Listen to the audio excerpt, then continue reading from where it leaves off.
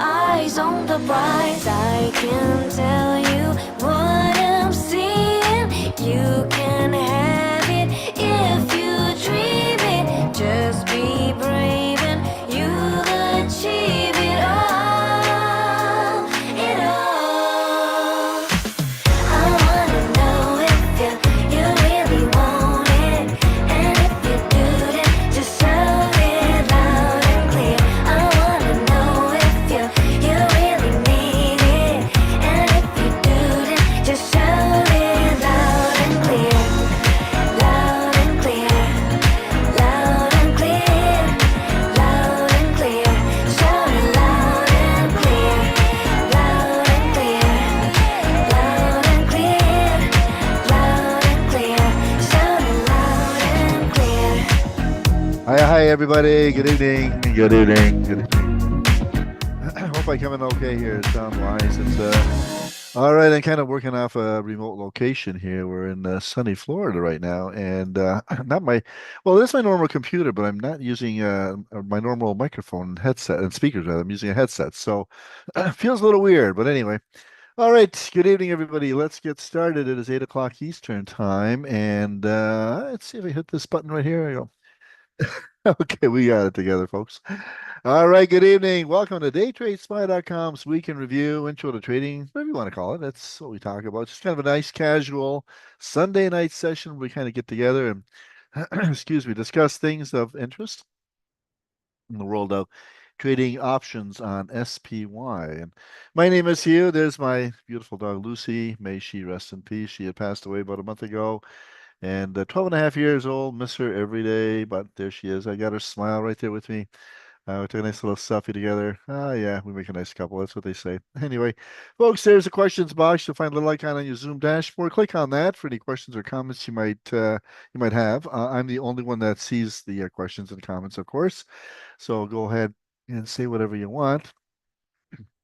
Certainly try and get to all of them here tonight. My partner in crime, John, he is off tonight. Actually, he does the Wednesday night sessions. I do the Sunday night sessions. This way, kind of split up the responsibilities a little bit here, split up the duties, right? Excuse me. It is Sunday, March the 16th. All right, March the 16th. And I mentioned the questions box. Okay, and all right, I'm gonna give you a few seconds to read this here on your own. All right, the disclaimer keeps us out of out of the big house, if you know what I'm saying. Keeps the lawyers happy, and I will be quiet for the next 20 seconds or so.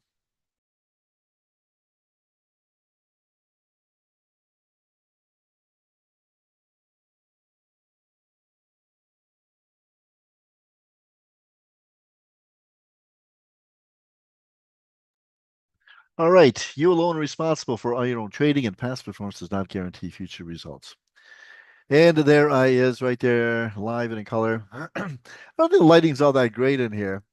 I don't know what I'm going to do about the lighting, but I think you can see me. I think you can see me okay, right? Uh, sorry, that's the best I can do for you tonight. Here's what we're going to discuss here today. We're going to look at last week, review last week, what happened, give you the upcoming week. Got a little bit of a tutorial for you. I'm going to answer your questions. Probably won't keep you much later than an hour tonight. Maybe not even that long. I don't want to torture you. Anyway, let's get on with it. Last week, upcoming week, 2-minute tutorial, answer your questions. That's kind of the objective here tonight. So, am I going to teach you how to day trade SPY options in these free sessions? No. What we do is we give you our little presentation and hope you join us in some of our services that we have, which are very good. Very good services. My name is Hugh, and I can tell you a little bit of a background on myself. Took the early years and learned a lot. Learned a lot. Of course, back in those days, I never had any intention of teaching this material. That just came after the fact, right? After I made a lot of money and trading options, I thought, well, a lot of people are asking me questions on how to do it. So I flipped over from making money to teaching it. I still make some money, of course. I'm not I'm not totally off the market or off the grid or whatever you want to call it, but my focus now is to teach you how to do what I do. So that I'm feeling a bit under the weather here today. So if I clear my throat every now and then, please pardon me here. But we have a saying, if you want what I have, you got to do what I do, and that's kind of the way it works. So and we like to teach you how to fish. We also have fish we can give you every day. We got a pretty good assortment of fish. But we also like to teach you how to fish. So in case anything ever happens to us, and we're not going to live forever. At some point, I'm sure we're not gonna do this at some point. I don't know when, as I've got no intentions of retiring anytime soon, or same with my associate John.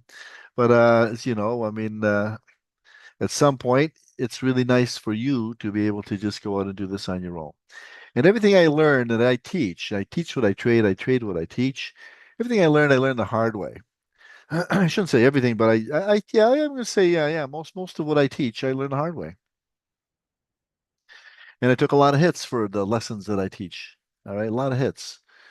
And I like to compare okay, so there's a saying, how can you tell when there's a pilot in the room?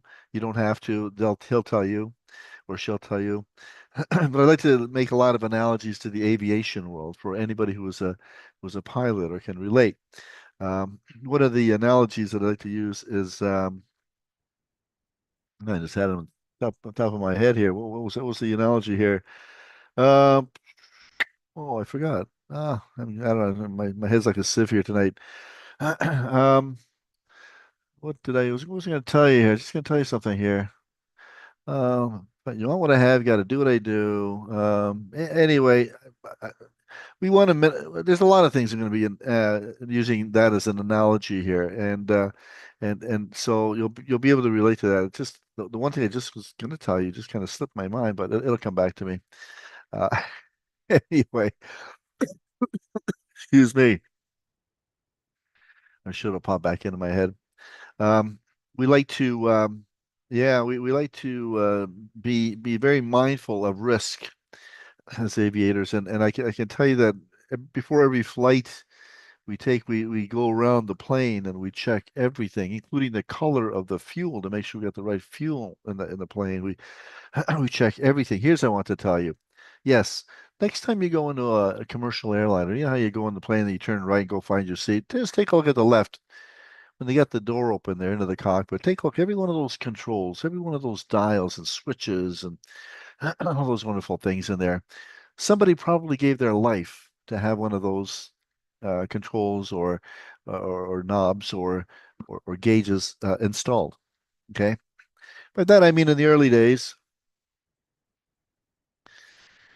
when the plane was flying and it fell out of the sky, somebody probably thought, well, maybe we weren't going fast enough. We better put an airspeed indicator in. Okay. Then maybe another plane might have crashed and because it wasn't high enough.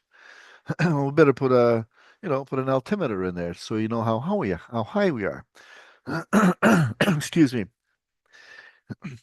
Sorry, just pardon me while I take a drink here. And that's what I'm saying here about all of those things that I teach you. Somebody, me, probably had lost a lot of money to determine these little tricks, tips, and traps that I talk about, that I teach you people in my trading room and in other areas that I talk about, including my weekly Spy on the Market newsletter. So we don't just give you a lot of theory. What we do is we give you actual practical knowledge. Okay. So anyway, over the years, I discovered some cool strategies, and people started noticing, and they started saying, show me what you're doing." So we started with a rudimentary website. I put it all up on the board there, and every morning as to what I was looking to trade, and I followed up with a report later in the day. And then we started doing these weekly meetings, excuse me, which are now the Wednesday night sessions. And that was our inner circle. That turned out to be our inner circle. Since then, we have taught people how to trade, a lot of different webinars. We do live trading. We've been doing that since 2010. We're now in our 15th year doing trading room, the longest running trading room that I know of. But anyway, I like to do short-term breakout trades. Excuse me. I like to do short-term breakout trades on only SPY. That's the stock that follows the top 500 stocks. Okay. And just going for a small gain every day, sometimes several times a day, and rack up some pretty good money. And that's kind of the idea here. We're not looking at long-term swing trades or position trades. We're not looking at any spreads. We don't do any spreads. We don't do any naked positions. We buy first and then we sell.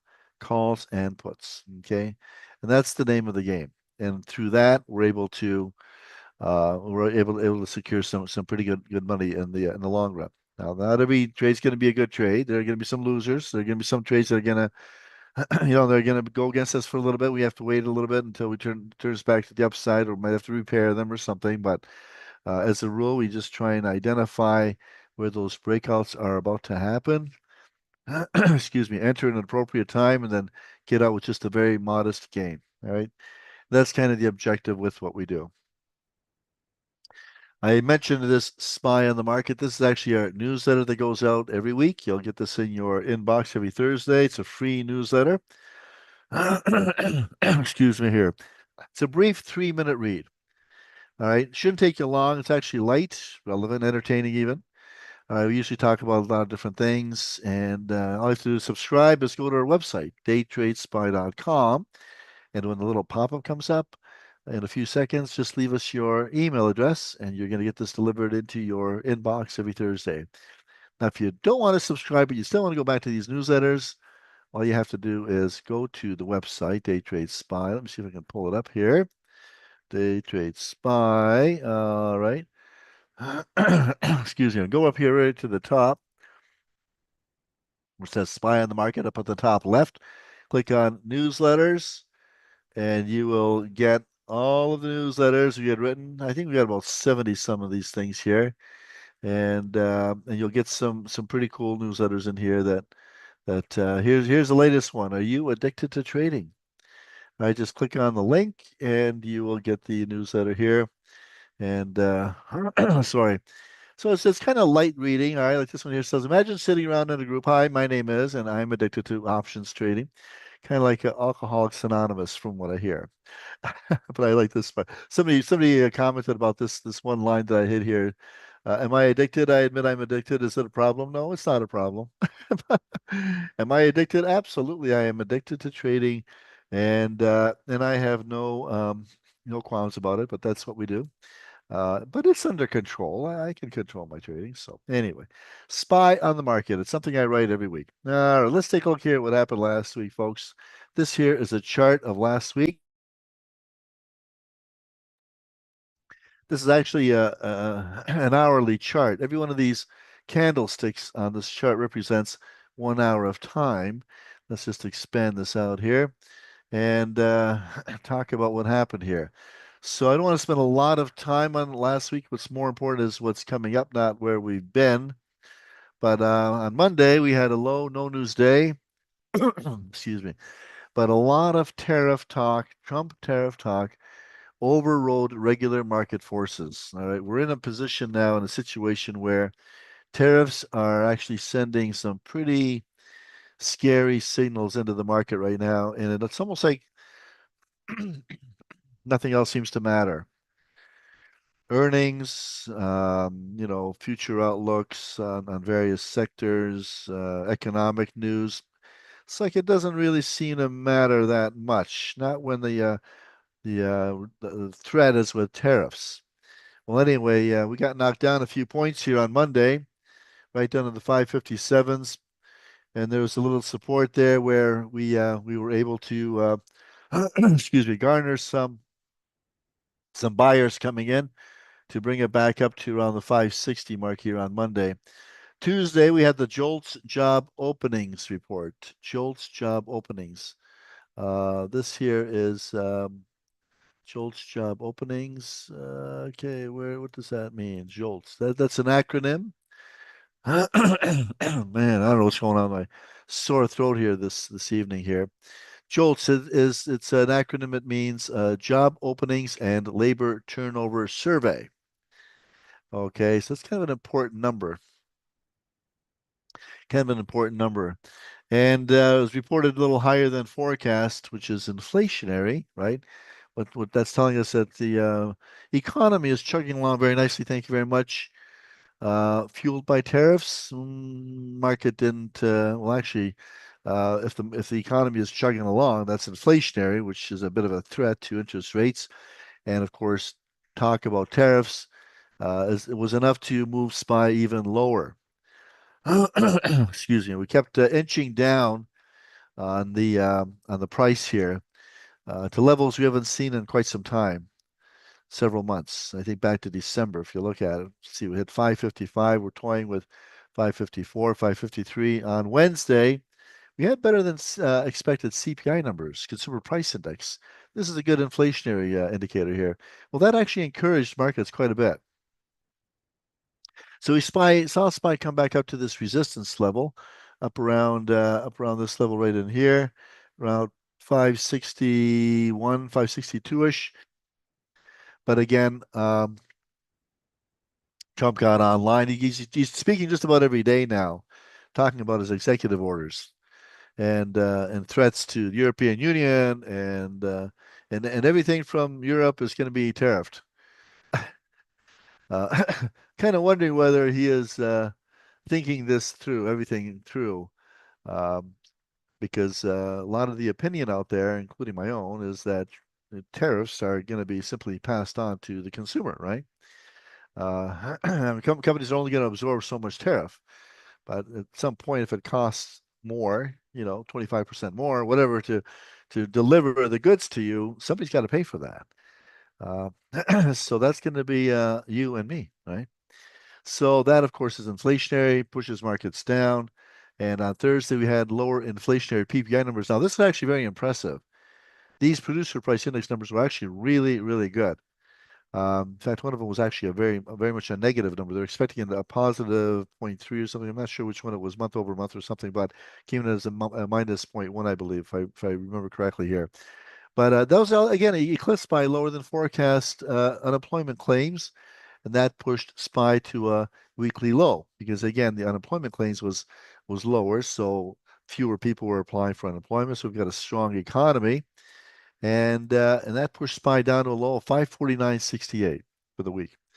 On Friday, key technical support kicked in, and buyers saw an opportunity and brought it back up here to recent resistance of around 563. So kind of recovering some of the loss that we had all week here. We still ended up the week here lower than expected, but sorry, lower than we started, but it wasn't. We didn't fall below that 549.68 level on Friday, and hopefully we'll see a move back to the upside. Anyway, here's what the seasonals look like. That blue line here up at the top is where SPY is now. The red line at the bottom is a composite of the last 5 years closing price on the daily chart. And let's zero in right now and focus in here. And historically, we'll see that SPY actually dropped about 6 points from last week, and it actually rose about 4 points the following week. All right, so if we go along with seasonality of the last 5 years, we may see a bit of a rise in SPY for the coming week. All right, we'll see what happens. Last week, markets remained very volatile, entering correction territory. By that I mean it was down 10.1% on the S&P 500 since February 19th's high. The tech-heavy Nasdaq fell 14%. Despite the sharp pullbacks in the U.S. markets, some markets actually are up, notably Europe and China. They're both up 8 and 10%. So this tells me that money is flowing out of the U.S. markets to international markets. Money is very mobile, right? It's going to go to where it can do the best, give you the best return on investment. So I'm a little concerned about that we're going to see a lot of money coming out of the equities and elsewhere, excuse me, including gold. Sorry.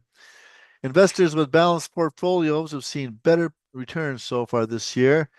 If you are a long-term investor, you might want to talk about that with your people to make sure that you are sort of balanced, because what's happened here was the tech heavy Nasdaq got the bigger hit because they're so overvalued, and whenever the market tanks or whenever it's about to go over the edge, you'll see the money flowing out of the tech sector a lot faster and quicker and sooner than all the other sectors. So that's kind of a good hint there to not be so heavily invested in the tech sectors, the Magnificent Seven stocks, if you're concerned about high volatility.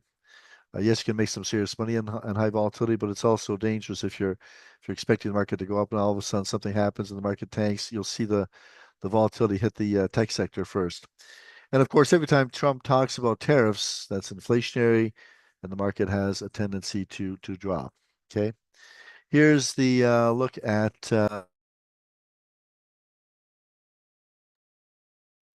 the correction. The S&P 500 experienced its first 10% correction since 2023 last week. We can see here how the market dropped considerably, and we went back to, I think we went back to an area actually even earlier than December, looking like well into September of last year. We lost a lot of the gains that we had made in the last half year, just in that last week alone. Some people say that um, Trump is purposely moving the market down. He's very much aware of the market. Some people are saying that I've been reading all kinds of things. I don't know if it's conspiracy theory or what, but there could be some validity to it. He wants to create the negative impact on the stock market. So just before the midterms, he can bring it back up and look like a hero. So I'm thinking to myself, there might be some validity to that, right? But anyway, he says he doesn't really care. It's a short-term thing. We'll see what happens. This is what happened last week, and so you can see how we did drop. But I do expect things to pick up at some point. Just not really sure yet where. Um, I think the more he implements these tariffs, the harder it's going to be. I'm not sure how low he's going to, they're going to let it go before they start realizing, not a good thing here. We got to bring back some money into the equity markets here in the U.S. Last week, again, for several weeks now, we've seen a negative number come in here for the week on the S&P, minus 2.3%. Year to date now, we're at minus 4.1%. If I recall, last week it was still, we're just edging down. And I think last week was the first time we had actually had a year to date negative, but we are now coming down. And the Dow Jones Industrial Average, NASDAQ both also suffered negative numbers. You can see the Nasdaq is down to minus 8.1%. It's down. So it's clear across the board. Okay, clear across the board. Excuse me. All right, I'm gonna coming up this week. We're gonna talk about what's coming up this week, but one of the things that's going to be coming up this week on Wednesday, the Fed announcement for the rates. I'm just taking a quick poll here. What you think, folks? Are the Fed's going to lower rates, raise them, keep them the same, or you don't know?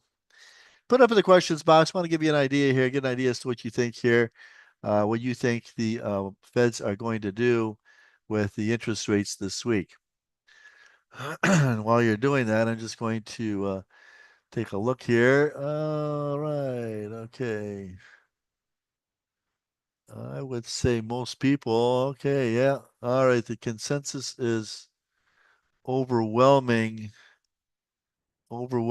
keep them the same.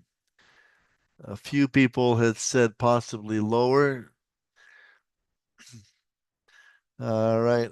Yeah, I would say just as a ballpark figure, 95% of the people would say I would say to keep them the same, and that's probably in line. And then the rest is lower. Nobody says they're going to raise them. A couple people said don't know. Okay. Yeah, I'm thinking here they're going to keep them the same. I'm thinking here Powell is talking about being more reactionary than than to be proactive with where he thinks the market's going to go on this. I know he's spoken before about it. He says, well, let's just wait and see. Let's wait and see. So I'm with you on that. I suspect it's going to be keeping them the same. Um, I thought for a bit there they might lower the rates because the CPI numbers and PPI numbers are so good that maybe it's, okay, inflation is now under control. We can bring it down, right? But now maybe he will. We'll see what happens. Anyway, coming up in the week ahead tomorrow, we got retail sales in the Empire State Manufacturing Index, often called the New York State Manufacturing Index as well. Housing starts, building permits, kind of a lower impact on Tuesday. Maybe even not so much a high impact. I'm going to see just to kind of identify that as a lower impact. Well, we'll leave that. That's the news for Tuesday.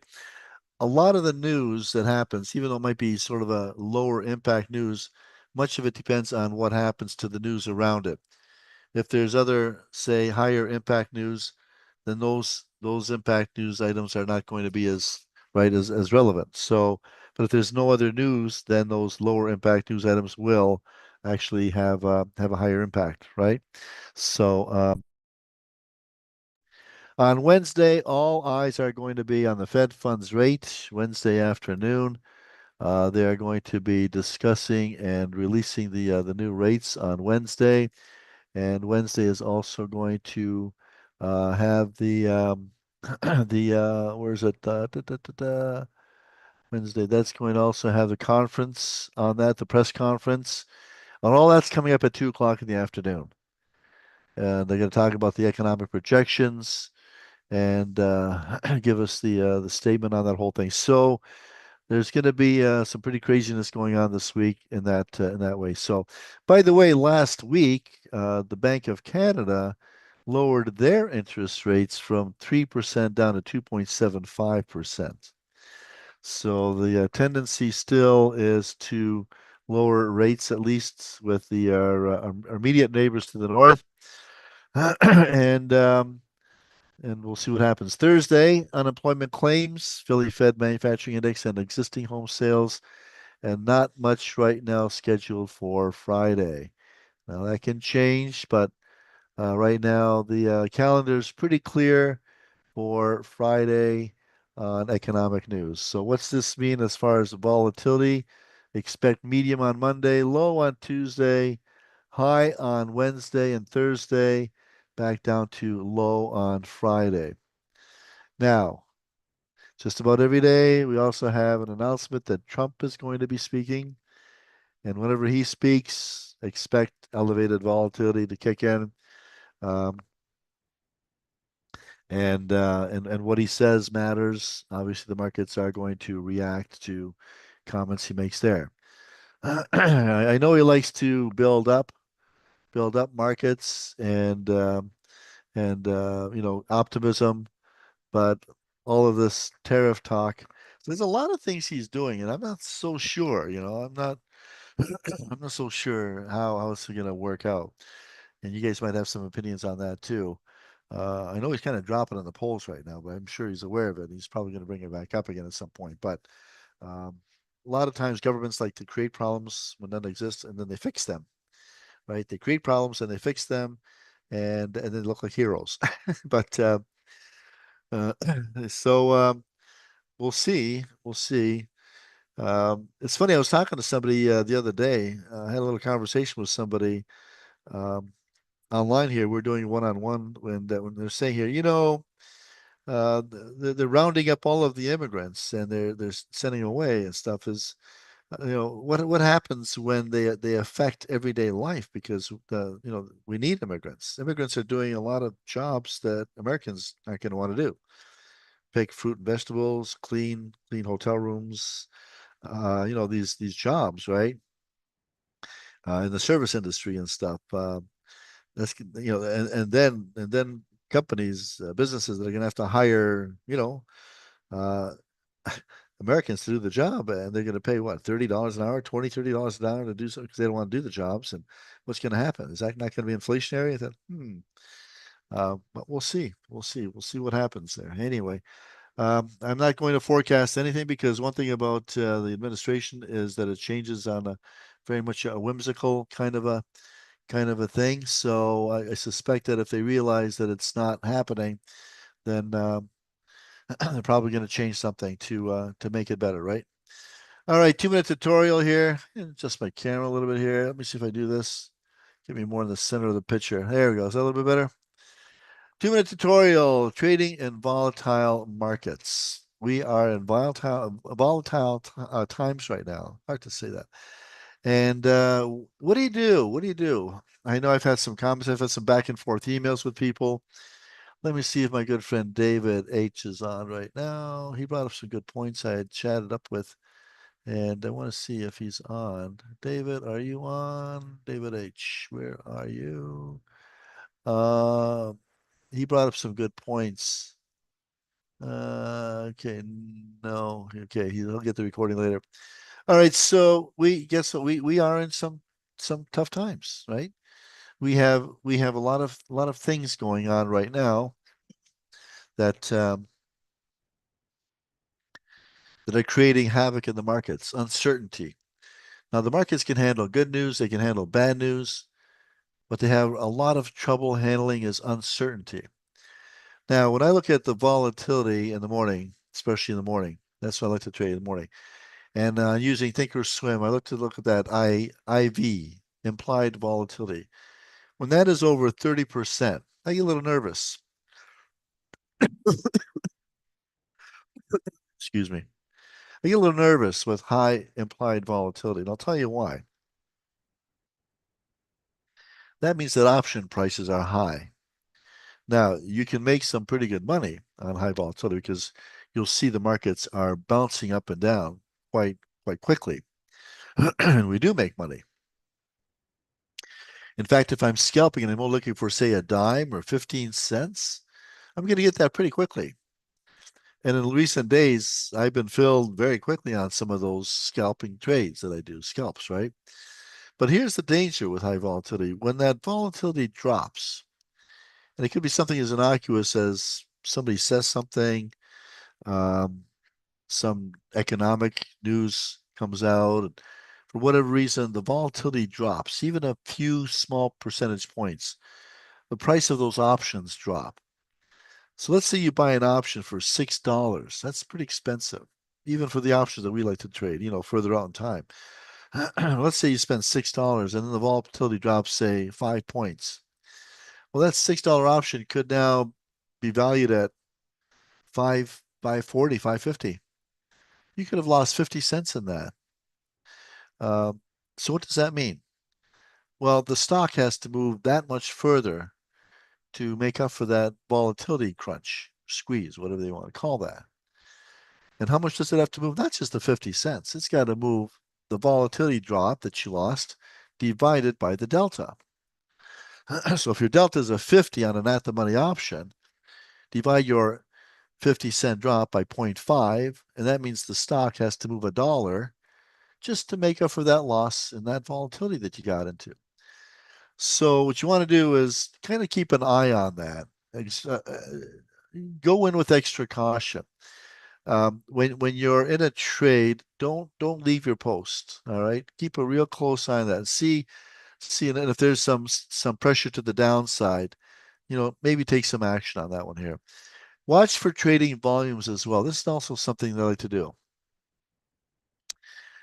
You want to buy when there's a lot of participants, when the volumes are high. Now, it's very much a relative term.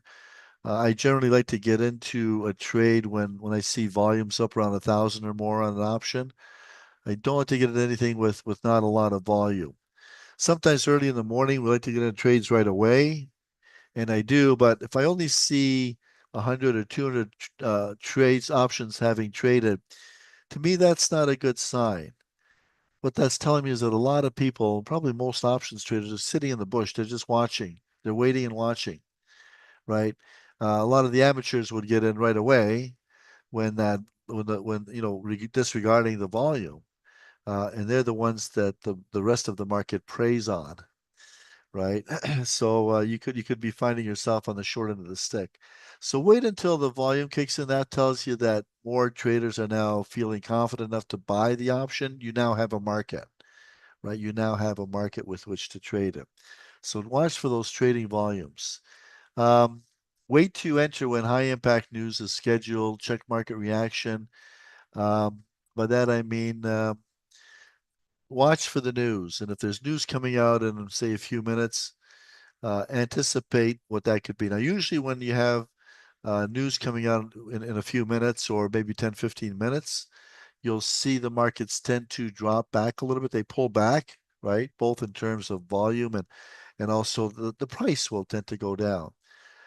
but try and anticipate the market. So one of those things that I look at and indicate, I'm kind of giving you a little cool little hint here. There's this thing called the S&P Global PPI numbers. No, sorry, PMIs or PPI, PMI. I better check on that. Give me a half a second here. I want to give you an example. Trying to find an example here. S&P Global. Where is it? PPI? No, not PPI. It would be PMI numbers, I believe. Wherever of course, when you're looking for something, you can't really find it. S&P Global. Let me see. Let me go back in time here. I think a couple weeks ago we had this situation. And let me go back. Give me a second here to find it. Oh, yeah. Of course, I'm trying to find it. Okay.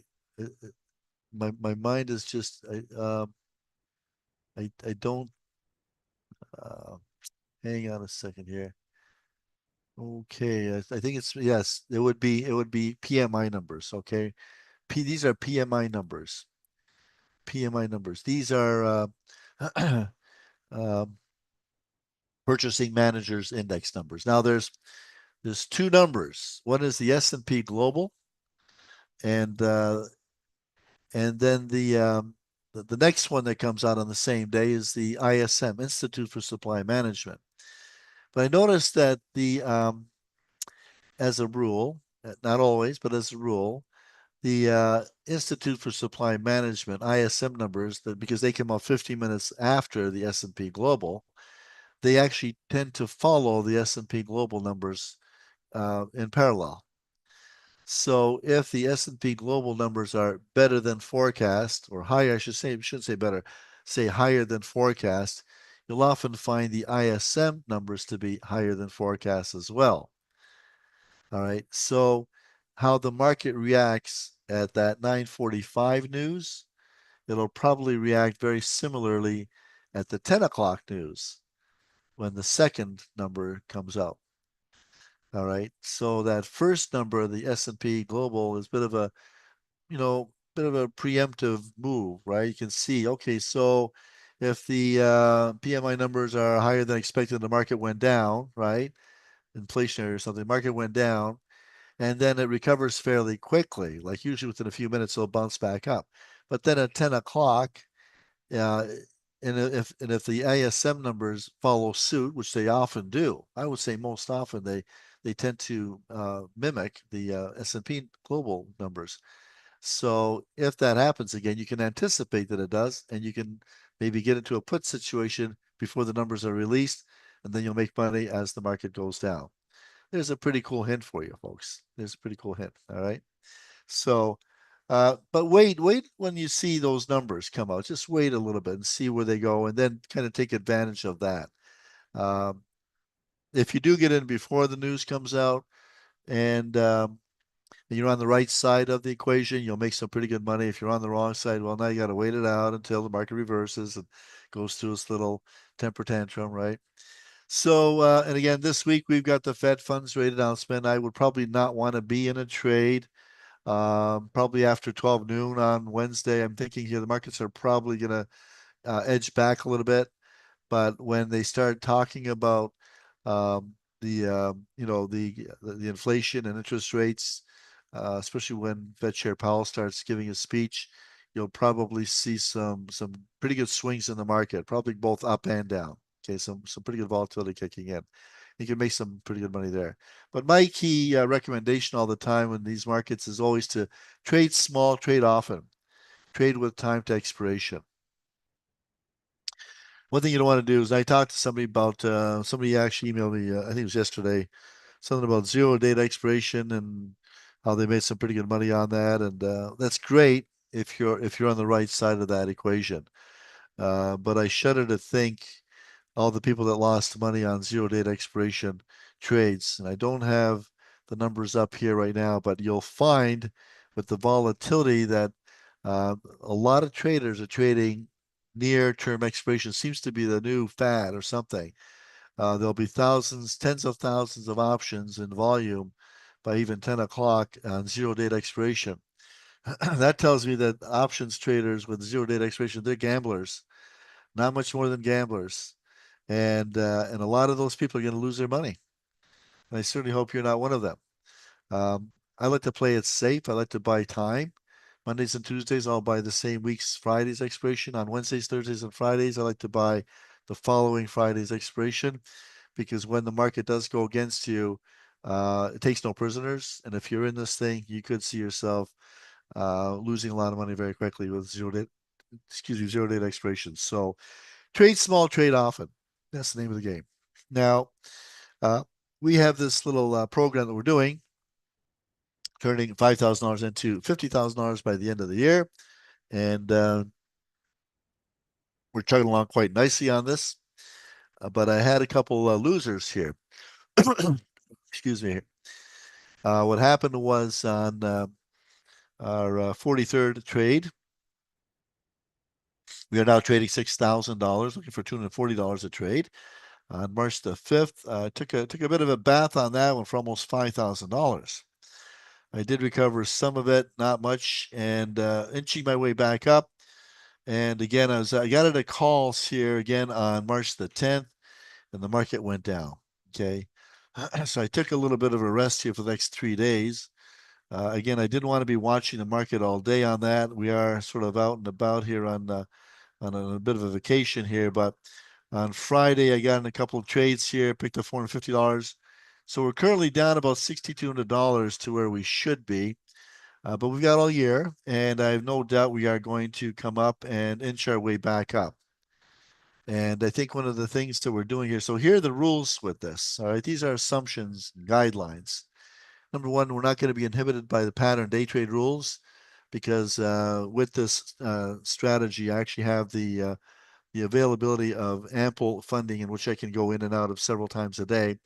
And this is something you might want to consider, that even if you're going to be trading small trade often, make sure you have lots of capital in your trade so you can actually do this. All right, you don't have to wait until the next day before you can trade again. So I do have that facility in here. Not in any hurry. I'm not going to feel the pressure um, to force a trade if there's no trade there, right? Or if I'm going to be out most of the day, or just not in a mood to want to watch the markets all day. I'm probably not going to get into the trade. But the idea here is to do this in the trading room, of course, every morning, and to get into a trade and make some money. Just a little bit of money here. Follow the setups, use scalps, using scalps, and my main setup here is to watch that 10 EMA crossing over the 20, and like to check the longer term 5-minute charts, 5-minute charts, 50-minute charts, chart patterns, that sort of thing. Like to review the news, anticipate longer term trends, direction, and having to accept the fact that tariffs is going to be the overriding threat to the stock market now. Up until now, I've been generally buying calls, and I think it's time to recognize that. You know what? Uh, puts is the way to go too. We cannot rule out puts, and I think when we see the market dropping off support, probably best to get in some puts. Always buy time, folks, no matter what. Always buy time. Even when I see a quick short-term trend presenting itself, I still want to get that time in there. And now I'm investing 6,000. Started with 5, we're up to 6. And here's the other thing, number 7 here. Upon hitting the target, stop trading. You're done for the day, unless you're on a roll. I generally like to do, maybe 1 or 2 of these trades a day. I have done 3, but usually after the third trade, it's pushing quitting time here in the trading room. And I find that usually if I push my luck, I regret that last trade. All right. Number 8, again, I focus on calls, going to be changing that here. Also going to be maybe getting into more puts when the market presents itself with puts. It's not always going to be going to the upside. As we can see the last couple of weeks, the market's been trending to the downside. I took some hit in there. So again, trying to make 5,000, turning into 100, even well, okay. So the initial objective was to turn into 50,000. All right. I'm getting a little ahead of myself. I'm thinking here I could even do 100,000. Anything over 50, I'm going to be happy with. I'm still going to try and push up to the 100,000 by the end of the year. And of course, number 10, rules can change as conditions change. So conditions are now changing, and we are saying, hey, you know what? Let's look at puts more than calls. And I want to thank some of the subscribers for giving us that upbeat information on that to tell us that, hey, you know what? You should probably look at some puts too a little more closely because could have made a lot of money on puts. Now I'm going to tell you about some of the programs we have. I'm going to quickly go over this. I want to talk to you about we actually have a pretty cool thing, and it doesn't matter if the market's going up or down. We have that ability to make money. Most of it is actually a function of our own mental, um, faculties, and whether we accept the fact the market's actually going down now instead of up, or whatever the whole psychology of trading, right? I know markets gravitate to the upside. If you leave them alone, they like to go up. But we have a lot of pressure to the downside. We cannot ignore that. But anyway, every morning, all right, my associate John writes the morning market analysis, and it's going to be sent to your inbox at 9 o'clock in the morning. Also, this year, I want to tell you it's a flash assessment is the way we expect SPY to go that day. Later in the day, we send you a follow-up report as to what we actually did, including a whole market summation as to where things went. All right. A lot of activity that happens. And John, I guess, I want to say he's very comprehensive. He loves to write. And usually when I do it, I give you a very sort of more of a brief analysis. John likes to get more involved in the details. He gets right into the weeds with it, right? And also, he hosts the Wednesday night meetups, answer all your questions. So, if you have any real questions in the inner circle, whether it's anything to do with SPY, whether it's chart setups, chart patterns, whether you want to know more information about Delta or Theta or any of these other indicators, what indicators we use, all of that stuff. And he gets more in depth with a lot of things. Like he'll look at Fibonacci and Andrew's pitchfork and different things. Now, I want to tell you, you also get notices of any upcoming events. We give you that first notice in the inner circle. All right.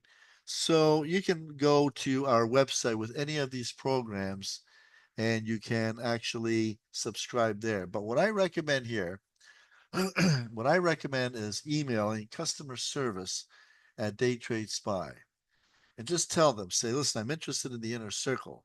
What's the best deal you can give me? And they're going to give you a price. Usually it's better for you if it's better price than what you'll get on the website. Okay. Next up, we have our day trade spy signal. This is a particular option sent to your cell phone 3 to 5 times a week. It's in the mornings. And if you're walking around with your cell phone, suddenly you get the little ding. Oh, I got a text from Day Trade Spy. Buy the 558 calls. You want to get into it right away. It's algo based. It's our morning trades, and this here is a really very. It's an excellent program. I just want to get this here. Okay, there we go. Morning trades, and it's been working very, very well. I think we're pushing up around 90% success. So what you do is this: you buy it right away within the first 2 minutes. Buy it and immediately put it up for sale for a 5% gain. Walk away and come back. And if it hasn't sold by the end of the day, then sell it for the market price. There's usually, not usually always, there's ample time in these so that it's never going to go to zero, or it shouldn't go to zero. If it goes to zero, we got bigger problems. But sell it at market on close in case you didn't get your 5%. You might lose a little bit here and there, but it usually hits that 5% fairly quickly. All right. And again, same with this here. Contact customer service at DayTradeSPY for the best pricing. The DayTradeSPY signal, very effective tool. You're not tied to your computer at all. I know that a lot of traders, they're actually very busy in the mornings, whatever it is they're doing, but they have their cell phone with them. May not have access to the computer right away, but you could be whatever it is you're doing, as long as you have your trading app or whatever on your phone. As soon as you get it, bang, get in right away, make your trade, and pick up your 5% real quick. Along the same lines, different, not the signal, what is it here? The pick of the day. All right, same here. I have two of these things. Inner circle, pick of the day. Okay. Pick of the day, similar, but not the same. A lot of people say, well, what's the difference? The difference is that the pick of the day is sent to your inbox at 9 o'clock in the morning. So, whereas the signal is an algorithm based indicator, John and I collaborate every morning. before, well, before the opening bell, obviously, and we discuss the various inputs that we are going to use to determine is the market going to go up today or down today. And I know it has not been easy lately. So sometimes you might even get a no pick day because the volatility is too high, right? So we'd rather keep you out of a trade. In fact, I had this the other day. Somebody said to me, Hugh, you know what? I pay you guys a lot of money for the pick of the day, and you're telling me there's no trade today. I returned an email. I said, well, you should thank us for that because we're probably saving your backside by not putting you into a bad trade. When volatility is really high, you could find yourself buying at the market open and for $7 on an option. And then by 9:35, it's worth 650 or 625, and now you're stuck, right? And now you're going to be mad at us. So if we say there's no trade today, just sit on your hands. Just don't worry about it. Don't worry about it. We're probably saving you on that one. So, but here's what happens: we send you this trade. We get all the various like you say inputs, technical indicators, fundamentals, news, Twitter feeds, sorry, X feeds, all the various things that are going to happen that day, and where we see the market heading. And that's when we actually give you our hand-picked trade to be bought at market open. So what you're going to do is you're going to buy it, and at the market open, you're going to actually wait a few seconds until the bid-ask spread gets nice and tight, right? You don't want to buy something when there's, let's say, the spread is 10 or 20 cents apart. No, hold on until it establishes its price, which only happens within like a few seconds, maybe 5 seconds, 10 seconds at the most. Then you're going to want to get into the trade if it's going in your direction at that point in time. In other words, if the pick is a call and on your 1 minute chart, you're seeing a lot of red coming in, a lot of red candles, hold on until that red candle turns green, until you start seeing the pressure back up, then buy in, right? You're going to get it for a discounted price. Okay. So it's very simple. And then immediately put it for sale for a 6% profit target. And if you don't sell it that day, we like to say, you know what? For those of you who really like to have stop losses, we suggest a 40% stop loss.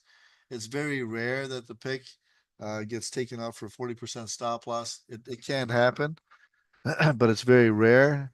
And if you have to hold it overnight, then do so because these picks will generally have enough time in them to weather an overnight stay. So, but it's actually a pretty good program. It's been working very well.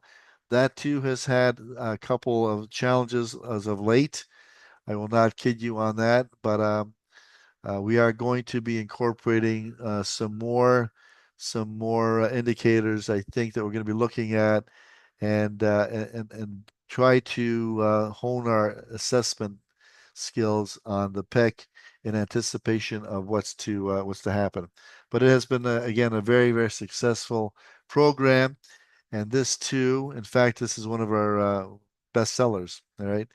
Um, and we do the heavy lifting, basically, is what it amounts to. You don't have to think, do the heavy lifting, and even with the challenges, we noticed that even though we sold for a loss because we had that 40% stop loss in there a while back, had we held on to it, it would have came up to the profit.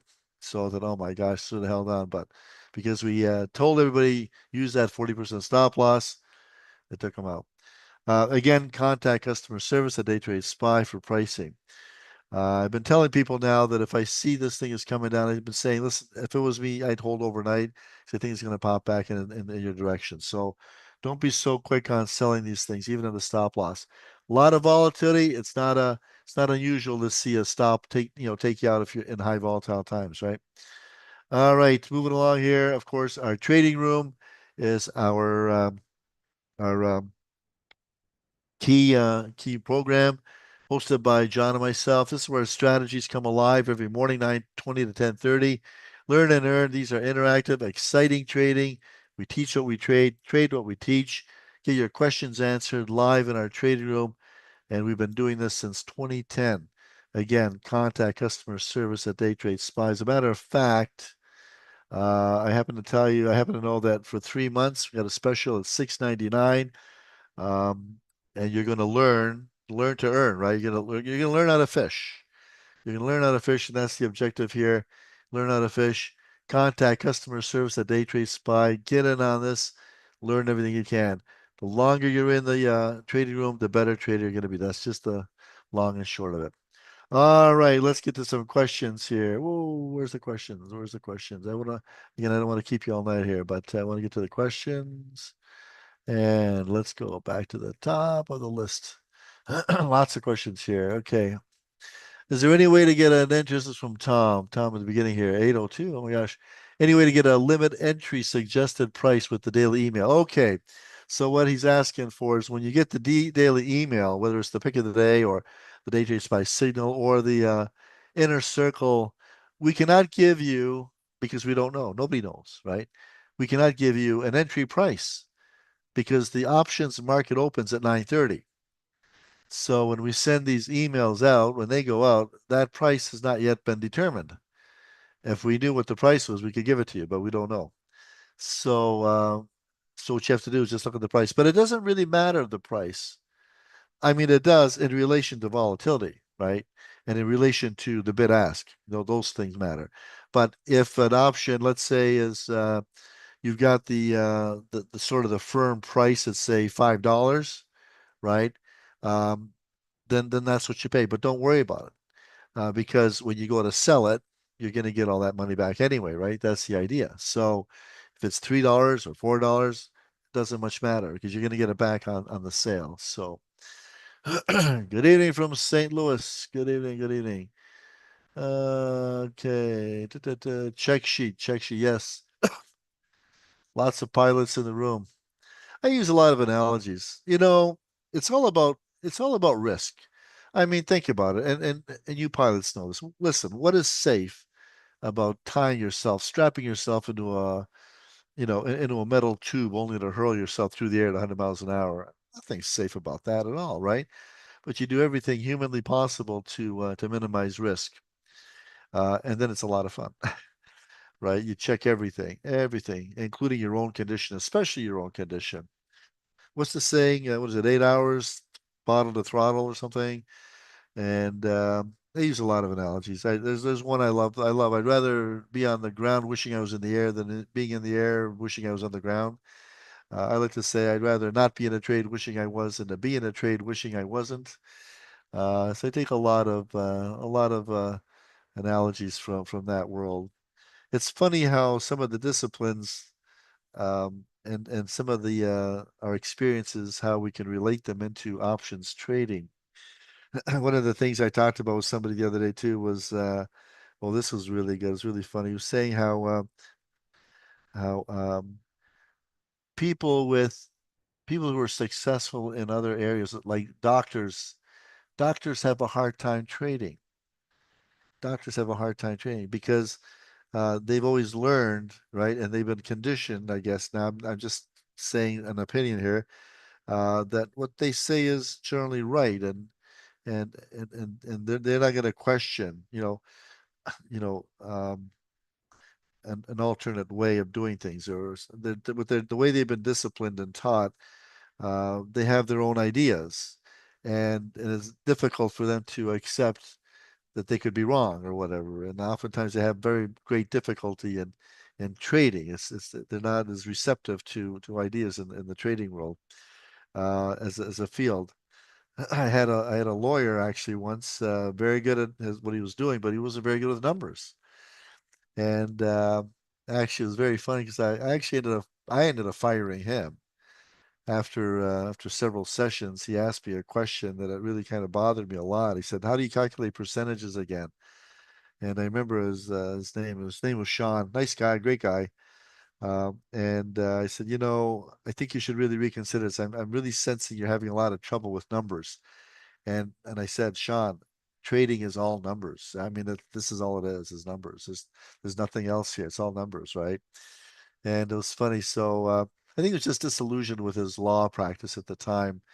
I think it was at a time, I think he was doing real estate or something. At the time, real estate wasn't going very well or something. But he did contact me quite some time later and thank me for dumping him. I said, well, don't put it that way. But I don't want to see you lose money, and I sense you're just not having an easy time with this, even a very difficult time with it. Very, very difficult.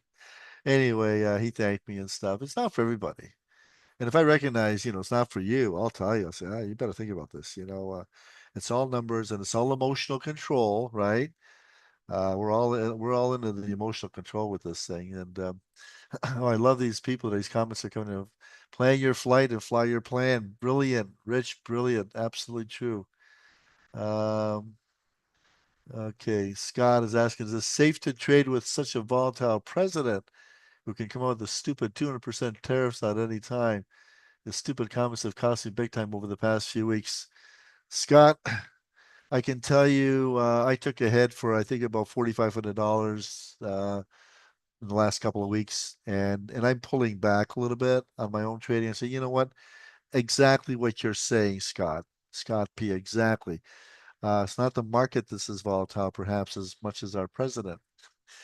Don't get me wrong, all right? Not a political statement. He's doing a lot of good. I agree with a lot of what he's saying, but I don't think he's thought through a lot of some of these things he's like looking to implement. But one thing I noticed about Trump is that he's very impulsive, and I'm pretty confident that if he sees or when he sees that maybe this isn't working so well, we should probably change it to fire a bunch of air traffic controllers. I thought I read something about that in that whole FAA thing, and air traffic control was going to be affected or something. I can't remember now exactly. Oh, I got to be honest, a lot of what I read, I don't know whether it's fact or conjecture, whatever it is, or somebody's opinion. But there's some federal agencies that are absolutely a must, and in the FAA, air traffic control is one of those that we need good people and plenty of them. Uh, Not a good idea to have airplanes bumping into each other in the air, right? So I think just to unilaterally fire everybody across the board because we don't like to pay them anymore, I think he's going to have to go on more like with a scalpel than with an axe, or as Elon Musk likes to do with a chainsaw. I think that was a little when he's wielding that chainsaw up there. I thought Elon, you got a job to do, but wasn't it the Dalai Lama that said something like, "Look, if you got to deliver bad news, do it in a nice, compassionate way," or something along that line. So I think bringing in a chainsaw into Congress or wherever he did it, it's like, come on, buddy, come on, come on, come on, kind of. All right, yeah, yeah. Hey, listen, if you're having challenges, you're not alone, and we are. Thanks for that, Alexa. Alexi says, suggest I get a haircut last week. Well, I did get a haircut. Thanks for that. Thanks for noticing. All right. Yeah, okay. Just scrolling down a lot of these comments here. Yeah, this whole risk thing with what's going on. So when he speaks, be careful. Try not to be in a trade. And one of the things I noticed too when he speaks, kind of like what I'm doing here, rambling on. I mean, I'm rambling to you guys because this is sort of a casual Sunday night session that we do. But I noticed this when he speaks, it's like he doesn't really follow a format. He'll jump all over the place. I think, okay, let's see. Well, we went from this to this to this to this, and there's no congruity here. Um, but here's a comment here from Brian that he's intentionally bringing down the market. Fake news. He knows that he's going to wipe out retirees, not where he wants to go, and doesn't know where he wants to go. He's focused on fixing, normalizing global trade policy and rooting out corruption. Well, I know he's rooting out corruption. I like that. I like that a lot, actually. And so on the balance of his results, I'm thinking he's probably doing a pretty good job. But I think sometimes you got to kind of sit back and think this thing through with the whole tariffs and isolate. Okay, like okay, so Canada is giving us a tariff of what 250% on milk or something or dairy products or something. Hey, you know what? Go in with heavy tariffs on dairy, okay, or something else, but don't just unilaterally, 25% on everything. And if you don't like it, 50% or 100% or well, where's it stop? Like, uh, I think tariffs are very inflationary, and we talk about that a lot, and we're going to be paying for it anyway. That's just my opinion. Hey, what do I know? Da, da, da, da, da. Okay. Yeah, well, that's nothing. So there's another comment about immigration here. Yeah, we need workers. We need workers. Um, you, it's okay. Oh, okay. Yeah. All right. A lot of good comments here. Facts never get in the way of a Trump rant. I like that comment. Okay. How does the conversation get on that anyway? I don't know, man. I don't know. Anyway, folks, can we talk about some technical indicators? Okay, so technical indicators. Okay, so I have my set of indicators that I like to use. Um, so in particular, I mean, I'll tell you what I do. Excuse me. I've been talking all day here. It really kind of grids on your throat here after a while. And what's my excuse in the morning? In the morning, I get up, having my coffee. That's in the trading room. My throat's dry. At night, I talked all day. Somebody says, "What do you do for a living?" I talk. That's all I do. I talk for a living. Uh, but anyway, I like to use my set of indicators. By that, I mean I like to use support and resistance levels, various ways of determining that. I like to use my 10 and 20 exponential moving averages. I like to use a divergence off for the price and the MACD, moving average convergence divergence. I like to use chart patterns. I like to use chart patterns are my favorite. Good chart patterns. I like to bring in the fundamentals. By that I mean the news. What news has happened overnight? What news is pending? Are we getting closer to a peace deal with Ukraine and Russia? Is this just rhetoric? Is this, you're trying to decipher, cut through the chafe here, right? It's not always easy. What has happened? And I'm finding now too, and I don't know if you're finding the same thing, but so we spend a lot of time in the morning, uh, you know, purging the news. And I'm finding now we have one great sensational news item over another, over another, over another. And everything now is like a high impact news item. And everything seems to matter. Little things like there's some association, I think, what, 13 journalists or something to get together or some dinner or something. And Carolyn Levitt, she's not going because they want to expand this thing and get rid of the old regime and bring a new. And there's a lot of different news high impact news changes, and they all seem to matter now, and you're trying to really bring it all together. So it's tough times. If you're finding a tough time, it's just tough. So where I was going with this, I have my set of indicators. Now John has his set of indicators, and I know he uses a lot of Fibonacci, Andrew's pitchfork. He uses a lot of short, long-term indicators, other things too that he looks at. And so when we collude with our indicators, we don't always agree. I don't think we always agree on it. Like then it's a question. Well, convince me, John, of what you're doing, and I'll convince you what I'm doing. Let's see which way we collaborate here, right? We got to come up with something. Um, and if we can't agree on a resolution, then okay, we're just going to hold off until we can, right? Uh, Even the OMG strategy, which is short for out of the morning gate. Now, this is something we do in the trading room. We look at the 5-minute charts. We look for support and resistance in the first 5-minute candle to close outside of that support or resistance. That's the direction we're going to go. But even those numbers, we've been adjusting those. That we haven't brought them in quite as technically sound as we used to. As an example, we would go to the downside. We'd bring it down just a little, maybe a little bit more than we normally would, just to make sure we don't get a head fake. A couple of weeks ago, we're getting a lot of head fakes on that. The market would pop down, it would close. Okay, we're going down, then it start going back up and up and up it goes. Like, what the heck is going on here? It's not making any sense. So we're being more meticulous in the way we determine these. So the point is, when John comes up with his indicators and I come up with my indicators, and when our indicators unite, our trades ignite. So I think that's kind of important to know that. So, all right. Well, we are going to wrap it up now. I see the time. The time is now 9:09, and I believe the SPY Day Traders Trainers Union is on overtime, and we don't get paid for that. I'm just kidding. There's no union. I'm just having fun with you guys. Listen, it's always a pleasure talking to you, and stay safe and fly safe for you pilots out there, right? Fly safe, right?